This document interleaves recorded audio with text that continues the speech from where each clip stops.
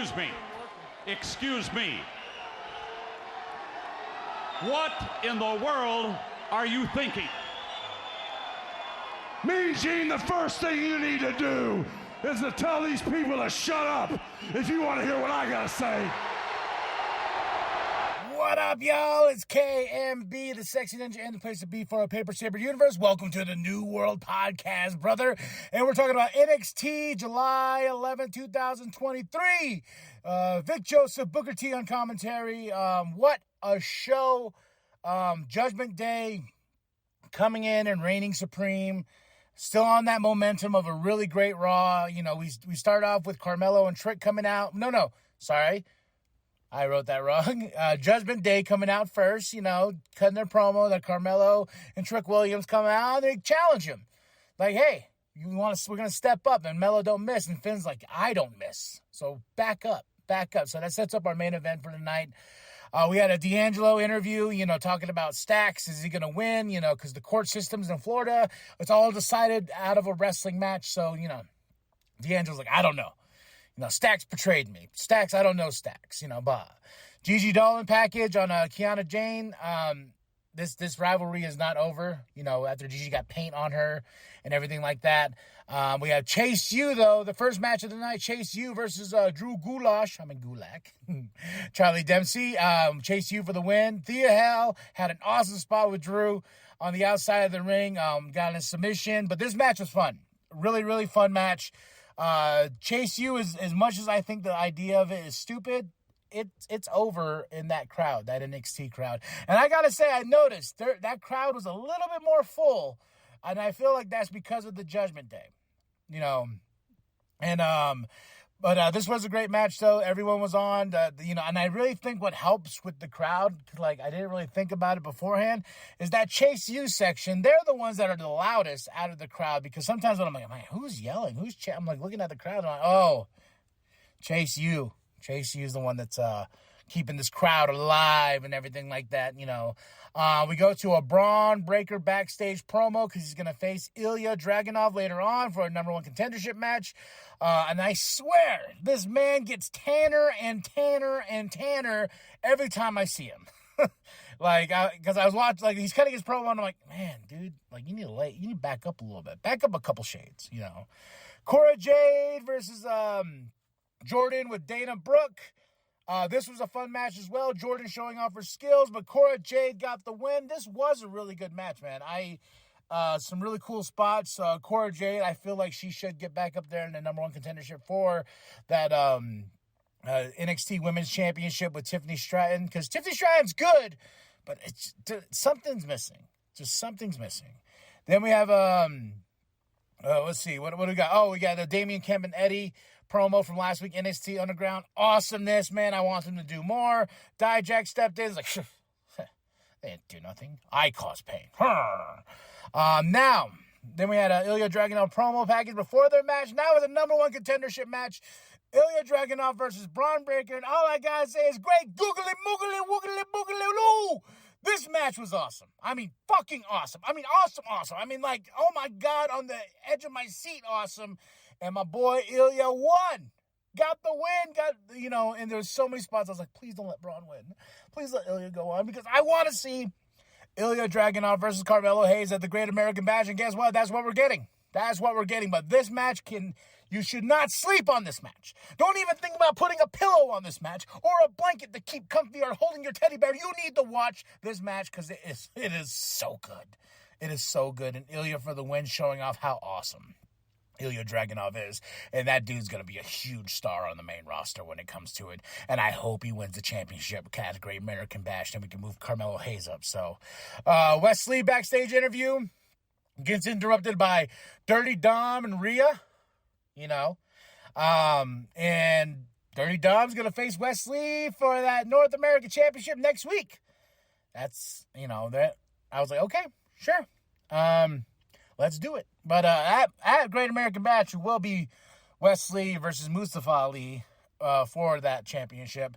We had a Baron Corbin package. He's like, after burning it all last week, now he's like, I'm in my house. I'm alone. I need to figure out what's going on. I need to take a ride. And I feel like that was a great moment of, like, a montage of putting that song in from Rocky IV.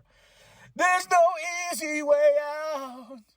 There's no shortcut home. You know, as soon as he got in the car, I heard it. You know, I was like, yeah. But he drove off in the middle of the swampy lands of Florida, and there's these tikis all over, and he's like, gets up, and the past is behind him. All those characters that he betrayed is behind him. So, you know, where do we go with Baron? This is a new Baron Corbin. So I'm excited to see what we do here. Tiffany Stratton versus Ivy Nile after the Creed brothers have been defeated by Schism, and now they're off to the main roster, I feel. But are they? Tiffany Stratton for the win. This was a really fun match. Like I said, Tiffany's good. Tiffany's really good in that ring. Ivy Nile's great in that ring as well, and they put on a match here tonight. And I gotta say, every match tonight was fun. Was a fun bangers of matches, man. And this match was great too, just because she has the skills, but she also has the lack of mic skills when it becomes champion. Being a champion, you gotta talk like a champion, you know, because oh my gosh, like the only thing about the Chase U crowd that pissed me off was like, you tapped out. Then she grabbed the mic and she's like, leave me alone, and that was it. I was like, oh, no, please. Chase U backstage, you know, they talk about having a rematch. Blair Davenport interview talking about how, you know, she beat up Roxanne Perez last week and how it's not as far from over. And the fate of D'Angelo here, though, right here. Joe Coffey versus Stacks or Channing Lorenzo, whatever you want to call him. I like calling him Stacks because it's just, I like that name, Stacks. Gallows on the outside. You know, Joe Coffey was the main one holding it down in this match for a while until Stacks got the crowbar, pulled an Eddie, you know, went down, got Gallows banned from ringside, but Stacks won, and next week D'Angelo comes home. I've been so invested in this storyline because the vignettes have been so silly. You know, him being in jail and whatnot and this and that, you know, and he got a video call from jail early on in the show and stuff like that. But he comes home next week, and Stacks says, I ain't no rat. That was one of my favorite parts in this match is when Joe's about to pin him.